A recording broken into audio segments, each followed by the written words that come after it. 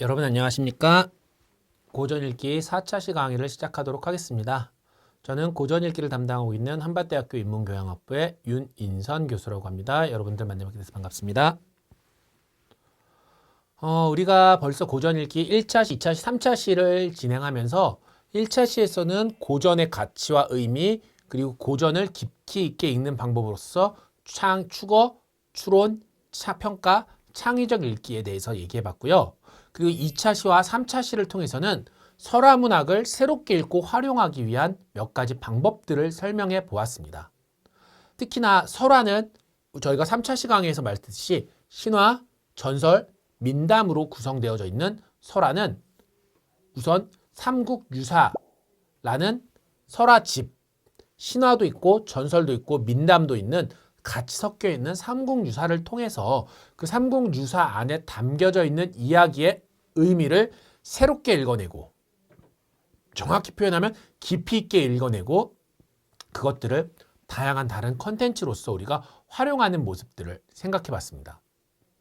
그리고 3차 시강에서는 전설, 특히나 지명전설을 통해서 그 지명전설이라는 것이 가장 중요한 구조적인 특징인 사실성과 허구성의 상호작용 양상, 그리고 그러한 사실성과 허구성이 상호작용하고 있기 때문에 공간으로서 그 지명전설을 새롭게 컨텐츠화할 때 사실성에 해당하는 부분을 최대한 있는 그대로 장소적인 측면으로, 허구성에 해당하는 측면을 우리가 허구적인 측면으로서 의미를 극대화하는 방향으로 새롭게 풀어갈 수 있는 과정에 대해서 우리가 함께 이야기를 나눠보았습니다. 이처럼 우리는 고전, 설화, 고전문학 작품 중에 설화라는 장르에 대해서 설화를 이야기의 의미를 파악하고 영화나 드라마와 같은 서사 콘텐츠로, 공원과 같은 공간 콘텐츠로 새롭게 재구성해 나가는 모습들에 대해서 우리가 살펴봤습니다. 그럼 이제 4차 시부터는 우리가 고전 설화가 아니라 우리 고전문학 작품 중에 가장 많은 수를 이루고 있는 고전 소설을 중심으로 이야기를 나눠보려고 합니다. 특히나 오늘은 여러분들이 너무나도 잘 알고 가시는 작품에 대해서 조금 같이 얘기를 나눠보려고 하는데요. 그래서 4차 시의 주제는 고전 소설을 새롭게 읽고 활용하기, 바로 심청전입니다. 아마 심청전을 원전을 읽어본 적은 없어도 심청전의 줄거리를 모르는 분은 거의 없지 않을까. 심청전의 줄거리를 정말 신박하게 짧게 정리해서 얘기하면 어떻게 될까요? 공양미 300석에 팔려갔던 심청이가, 아버지의 눈을 띄우기 위해 공양미 300석에 팔려갔던 심청이가 다시 돌아와서 아버지의 눈을 뜨게 했다 라는 이야기가 되지 않을까요? 우리가 흔히 효에 대한 것으로서 알고 있는 심청전. 근데 전 여러분들은 어떠셨어요? 우리가 고전문학의 주제를 읽을 때 효 하면 심청전 이렇게 읽었죠. 근데 여러분들은 그런 생각 안 해보셨어요? 심청전을 읽으셨을 때 혹은 심청전의 주제를 들었을 때 아버지를 위해 공양미 300석의 인당수에 팔려갔어. 오케이, 효야. 근데 그게 진짜 효돌까? 남겨진 부모님들은 어떡하지? 아버지는?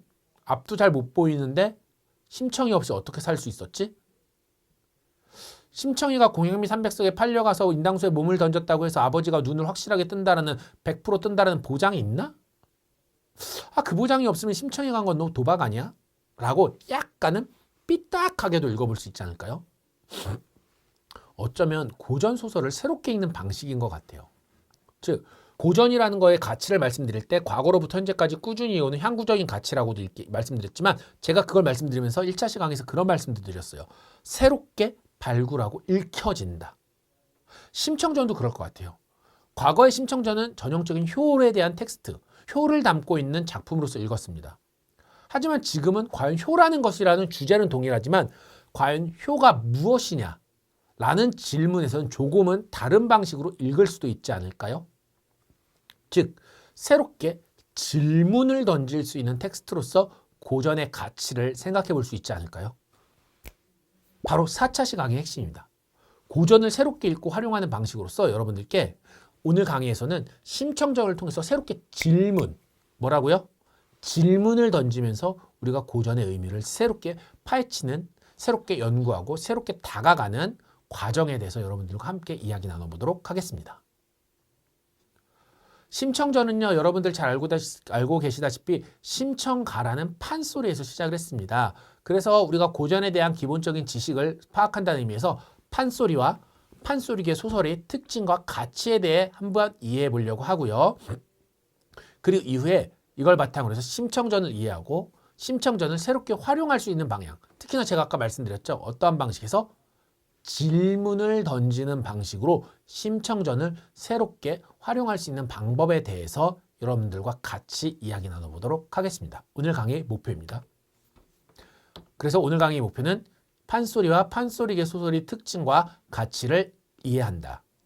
두 번째, 심청전에 대해 이해한다. 세 번째, 심청전을 새롭게 활용할 수 있다.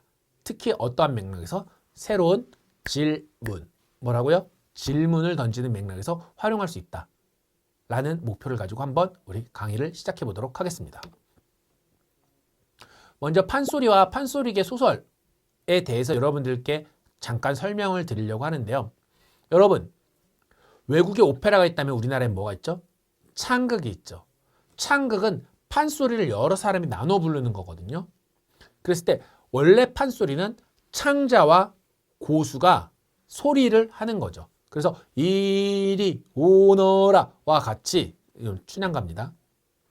창자가 어떤 소리, 판소리를 부르면 고수가 얼쑤, 얼쑤라고 북을 치면서 취임새를 넣어주면서 함께 만들어내는 소리입니다. 그래서 판소리라는 것은 말 그대로 판을 차리고 부르는 소리다.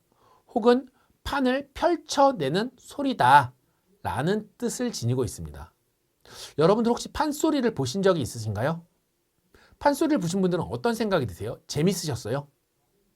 호불호가 상당히 갈리죠. 이런 판소리도 약간 여담이지만 고전 문학 안에서 판소리 입지는 상당히 중요한 위치를 지니고 있고 현대적인 맥락에서 다양한 컨텐츠, 특히나 음악으로서 새로운 컨텐츠로 다양하게 파생되고 있는 것이 사실입니다.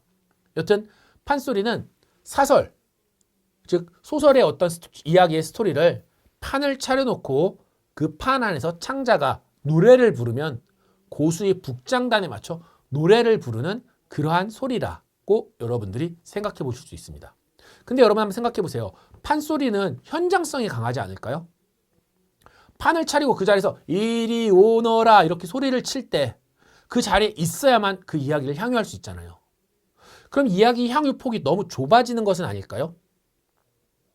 춘향, 심천, 흥부, 토끼, 장기, 옹고집 정말 재밌는 얘기들이 많은데 연행 현장에, 판소리 현장에 가야만 듣고 느낄 수가 있는 거잖아요. 그럼 너무 이야기가 좁죠. 이야기 전승이. 그래서 만들어진 것이 바로 판소리계 소설입니다. 즉 현장에 가야만 접할 수 있는 판소리 서사를 구비연행물이라고 표현을 하는데 구비연행물이었던 판소리 서사를 독서물, 읽을 수 있게 글자로 개작해낸 것을 판소리계 소설이라고 합니다. 실제로 판소리계 소설은 우리나라에서 그렇게 많지 않아요. 많아야 춘향전, 심창전, 흥부전, 토끼전, 장기전, 배비장전, 옹고집전 한 7개 정도만 존재합니다. 너무 적죠. 왜냐하면 고전소설이라고 얘기했을 때 고전소설 작품만 해도 수백 개가 되는데 그 수백 개 중에 불과 7개. 춘향전, 심청전, 흥부전, 토끼전, 장기전, 배비장전, 옹고집전 이렇게 7개밖에 없습니다. 하지만 수는 적었지만요. 그렇지만 이게 연행됐던 것들, 즉 현장에서 불려졌던 노래로 불려졌던 것들이 소설로 만들어졌기 때문에 어떤 게 소설로 만들어졌겠어요? 노래로 불렸던 것 중에 인기 있고 상당히 가려할 만한 가치 있는 것들이 소설로 만들어지지 않았을까요? 그래서 당대에 큰 사랑을 받았습니다.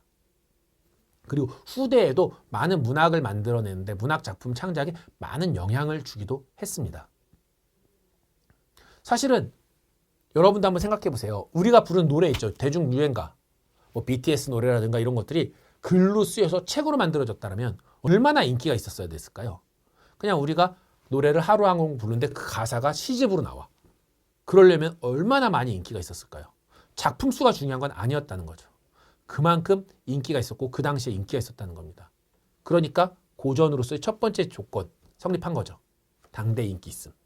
그리고 이후에도 계속 인기를 받았죠. 실제로 춘향, 심청, 흥부, 토끼, 장기, 배비장전, 옹고집전 지금 우리 주변에 너무나도 많은 파생 컨텐츠들이 많이 있잖아요. 즉 지금도 꾸준히 영향을 받고 사랑을 받고 있다라는 뜻이잖아요. 그랬다는 얘기는 과거부터 현재까지 끊임없이 인기가 있었다. 즉 고전으로서의 조건을 충분히 갖추고 있는 것은 아닌가라고 생각해 볼 수 있을 것 같습니다. 근데 이러한 판소리계 소설이 늘어난 거에는요. 사실은 조선 후기에서 17세기 이후의 일이에요. 왜일까요? 17세기 이후에 우리나라 한글 소설이 많이 보급되기 시작했어요. 그 이전까지는 17세기 이전까지는 한문 소설이 많았습니다. 우리나라의 소설들은 대부분 다 한문으로 쓰여졌었는데 17세기 이후에 한글 소설이 많이 늘어나게 되면서 판소리계 소설이 성행하게 됐어요. 왜 그럴까요? 생각해봐요, 여러분. 한문은요, 쓸 때 뭐 천지인, 하늘천 따진 천지인 명신조이 이렇게 해서 뜻을 함축하지만 짧게 쓰죠. 그쵸? 한자로. 근데 판소리는 기본적으로 노래였잖아요. 준양이가 지금 가는데 저 거동을 보아라. 아장아장 걷는데 심청이를 보아라. 와 같이 우리 말이잖아요. 우리 말을 그대로 옮겨 쓸 수 있는 건 한글이었잖아요. 한문이 아니라. 한문은 뜻글자지만 한글은 소리글자잖아요. 내 입에서 하는 말을 옮겨 적는 건 한문이 아니라 한글이잖아요. 이렇듯 판소리가 판소리계 소설로 정착하고 발전하게 되는 문화사적 변화에는 17세기 이후에 한글 소설, 국문 소설이 넓게 보급되면서 사실은 벌어졌던 하나의 중요한 문화적 흐름이었다라고 생각해 볼 수 있을 것 같아요. 그러면서 또 하나 한글 소설이 늘어났다는 얘기는요. 그동안에 한문을 읽지 못했던 한문은 주로 양반 계층들이 많이 읽었죠. 소위 얘기하는 지식인 사회에서 한정되어져 있었던 계층이었어요. 근데 한글 소설이 늘어나면서 규방의 여성들, 평민들, 중인들과 같은 민간에서도 많이 작품을 읽게 됐다는 거죠. 즉 한글 소설이 되면서 규방 여성이라든가 민간으로서 확대가 됐고 또 하나는 판소리계 소설이 그렇게 되면서 민간에서 민간 예술로서 문학이라는 것이 발전하게 됐다는 거죠. 그래서 판소리계 소설은 단순히 소리를 한글로 옮겨놨다라는 것에 대한 의미뿐만이 아니라 어떻게 보면 하층 민간예술, 조선시대 때 어떤 민간예술이 발전하게 됐던 가장 중요한 하나의 계기로서도 작용했을 것이다 라고 말씀드릴 수 있을 것 같습니다. 그래서 지식인 사회에 한정되었던 소설이 규방, 여성, 민간으로 확대되면서 민간예술로서 확대되어가는 계기가 됐다. 그러면서 사실은 판소리계 소설과 일반 국문 어떤 전기소설, 한자로 된 소설은 상당히 많은 내용상 차이를 보여요. 예를 들면 한문으로 쓰여졌던 소설의 주인공 같은 경우는요. 어떤 모습일까요? 뭔가 소수만 읽을 수 있다 보니까 대부분 다 남다른 용모의 감수성을 지니고 있고 비범한 사람들이었어요. 영웅. 뭔가 읽으면서 이야 이 사람. 남다른 외모 잘생겼어. 그리고 뭔가 깨우친 인물이야. 그런 소설들이 이제 조선 전기에 쓰여졌던 한문 소설들. 한문으로 쓰여졌던 소설이었다면 판소리계 소설로 넘어가면서는요. 확 바뀝니다. 여러분 흥부 어때요? 딱 떠올 때 흥부. 돈 없어서 매 맞는 사람. 놀부 어때요? 악인. 옹고집, 토끼, 장기 어때요? 되게 우리가 흔히 알고 있는 일상적이고 세속적인 인물이죠. 즉 그전까지 소설에서 다루던 인물들이 남다른 용모나 특수한 사람, 뭔가 보편적이지 않은 사람을 다뤘다면 판소리계 소설로 넘어오면서 일상적이고 평범한 사람, 그리고 뭔가 특수하지 않은 세속적인 사람을 전격적으로 우리 문학사에 들어오기 시작합니다. 여러분들은 어때요, 근데? 좀 특수한 사람을 읽으면서 감동을 받아야 아니면 평범하고 우리 주변에 있는 세속적인 인물들을 읽으면서 공감을 얻나요? 저는 후자거든요. 사실 제가 일반적인 평범한 사람이야 그럴 수도 있지만 그렇게 되면서 판소리계 소설이 점점 발전해 나가게 됩니다. 그러면서 이 판소리계 소설은요. 시대 현실과 이상 사이의 어떤 괴리를 보여주는데 판소리계 소설에서는 아까도 말씀드렸지만 세속적인 일상적인 인물이 나타나잖아요. 그러다 보니까 전기소설, 즉 조선 전기에 쓰였던 한문소설에서 뭔가 영웅적이고 비범하고 뭐 깔끔하고 하늘을 나는 이런 영웅적인 모습이 나타났다면 판소리계 소설에서는 조금 일상적이고 당대 현실을 그대로 드러내주는 모습들을 보여줍니다. 가령 무겁고 치열한 가난, 아니면 신분적인 차별, 이러한 것들이 너무나도 여실하게 드러나요. 그러다 보니까 어때요? 그 당시 시대를 살았던 사람들은 엄청나게 공감했겠죠. 안 그래도 한문 소설 못 읽어갖고 이거 뭔 내용이야, 뭔 내용인가 얘기하다가 누군가 읽어준 걸 읽으면서 이게 뭐야, 뭐 딴 나라 얘기야, 뭐 선신이 왜 나와, 돌을 왜 닦아, 이러다가 판소리계 소설을 읽으니까 자기들이 일상에 담겨 있는 거죠. 무겁고 치열하고 가난한 현실, 신분적인 차별, 이런 것들이 나타나죠. 가령 예를 들면 여러분들이 잘 알고 있는 흥부전. 흥부가 왜 그렇게 매를 맞아요? 식구들 먹고 살리기 위해서 몸 파는 거잖아요. 예, 식구들 먹여보겠다고 자기 몸 팔아서 매를 맞는 거죠. 얼마나 가난이 힘들었으면, 치열했을까요? 뭐 그 이후에 환상적인 얘기가 나오죠. 제비가 박씨를 몰아다 주는 그런 어떤 이상적인 얘기도 나오지만 시작 자체는 치밀한 현실이었습니다. 심청전은 어때요? 동량, 품팔이, 생계유지했던 심청과 심청의 아빠죠. 그 다음 신분적인 차별 엄청나게 드러납니다. 예를 들면 춘향전 한번 생각해 보세요. 천한 기생이었던 춘향이가 이몽룡 만나서 사랑을 키우러 갈 때 그에게 가해지는 폭력이 어떤 거였어요? 어사또인 이몽룡이 오기 전까지. 예. 판관사또가 끊임없이 수청들려고 하잖아요. 그럼 권력의 폭력들. 왜 그게 가능했겠어요? 신분이 기생이니까 가능했던 거 아니에요? 그럼 당시에 존재했던 신분적인 차별. 토끼전은 어때요? 용왕이 목숨을 연명하기 위해 토끼를 속이고 간을 빼오잖아요. 간을 납치해서 간을 빼려고 하죠. 이거 역시도 사실은 비유적인 얘기지만 용왕이라는 어떤 권력층, 토끼라는 어떤 일반 민중, 그리고 민중을 착취하려는 모습, 거기서 속이고 나가는 얘기들과 같은 신분적인 차별이 드러나고 있습니다. 다시 말씀드려서 판소리계 소설에서는요, 멋있고 웅장한 모습보다는 무겁고 치열한 가난, 신분적인 차별, 이러한 것들이 정말로 리얼하게 드러났던 것 같아요. 다만 판소리계 소설은 그렇게 현실적인 걸 보여주지만 결말은 이상적으로 나죠. 그래서 카타르시스를 주죠. 대부분 다 민중이나 어려웠던 사람들이 이겨내잖아요. 박시전에서 흥부전에서도 흥부가 이겨내고, 춘향전에서 춘향이 이기고, 심청전에서 심청이, 토끼전에서 토끼가 이겨내잖아요. 그래서 판소리계 소설의 결말은 대부분 다 이상적인 모습을 드러냅니다. 그래서 판소리계 소설은요, 인물 형상이나 문제 상황은 상당히 현실적이지만 작품의 결말은 비현실적이고 낭만적이에요. 그렇지 않아요? 왜 그랬을까요? 주로 읽었던 대상들이 평민 이하 계층들이었기 때문이죠. 그러다 보니까 자기 현실을 드러내주면서 공감을 사죠. 나도 그래, 맞아, 그랬어 하지만 동시에 사는 거 진짜 힘드네. 이게 아니라 그렇지만 이 사람들이 비현실적이고 낭만적으로 해결하면서 그래, 우리한테도 희망은 있나? 라고 이상적인 걸 보여주는 거죠. 특히나 냉혹한 현실과 현실을 벗어난 꿈이 미학적이고 철학적인 체계를 바탕으로 연결되는 상당히 독특한 특징도 보입니다.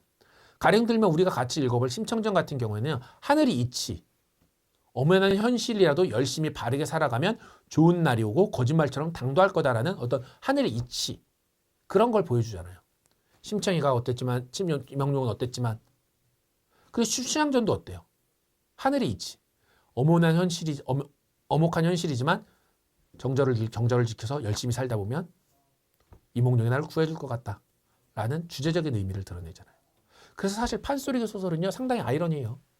인물이나 문제 상황은 현실적으로 최대한 드러내지만 그 작품의 결말을 되게 비현실적이고 낭만적인 이상, 그래서 시대적인 현실과 이상 둘을 교묘하게, 근데 어떻게 하늘의 이치라든가 어떤 철학적인 체계를 연결해서 드러내주는 특징을 보이고 있습니다. 이래서 인기가 많았던 거죠. 단순히 논리적이고 윤리적이었던 한문 소설과는 달랐다는 거죠. 이런 두 가지 책, 우리도 사실 그렇지 않나요? 드라마나 영화 볼 때 현실을 드러내면서 동시에 판타지적으로 드러냈을 때 몰입하지 않나요? 그래서 바로 판소리계 소설이 고전인 거예요. 왜? 보편성을 띠고 있죠. 누구나 다 공감할 수 있는 보편적인 구조, 현실의 이상을 연결해주는 보편적인 구조를 띠고 있기 때문에 판소리계 소설들이 고전으로 인정받고 있는 것입니다. 그랬을 때 이러한 고전에 아까도 말씀드린 심청전이나 이런 고전을 읽을 때 우리는 그냥 이러한 현실과 이상의 연결뿐만 아니라 거기에 나타났던 이상적인 해결책에 대해서 우리는 질문을 던지면서 고전을 새롭게 활용할 수 있을 것 같습니다. 그걸 하기 위해서 우리 한번 완판 춘향 심청전 줄거리가 어떤지 한번 같이 보고 어떠한 질문을 던져볼 수 있는지 생각해 보겠습니다. 심청전은 여러분들이 잘 아시겠지만 제가 그래도 줄거리를 좀 정리해서 한번 말씀드릴게요. 심청전은 이런 줄거리를 지니고 있습니다. 송나라 말년 황주 도화동의 양반 이후에 심학규가 20년 전에 맹인이 됐습니다. 근데 곽씨 부인과 결혼을 했죠. 그런 심학규가 곽씨 부인이 품을 팔아 어려운 살림을 영위하였지만 곽씨 부인은 남편 말을 참 잘 들었습니다. 심학규가 작씨 부인에게 자식을 가지기 위해 빌어보자고 얘기를 합니다. 그래서 곽씨 부인이 품을 팔아 모은 재물을 바치고 곳곳 여기저기 돌아다니면서 나 자식 좀 갖게 해주세요. 자식 좀 갖게 해주세요. 라고 빕니다.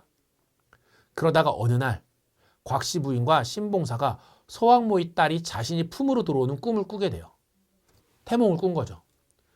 그 꿈 이후에 곽씨 부인이 심청을 낳습니다. 곽씨 부인은 심청을 낳고 일주일 만에 외풍을 너무 많이 쐬서 병이 나서 죽었는데요.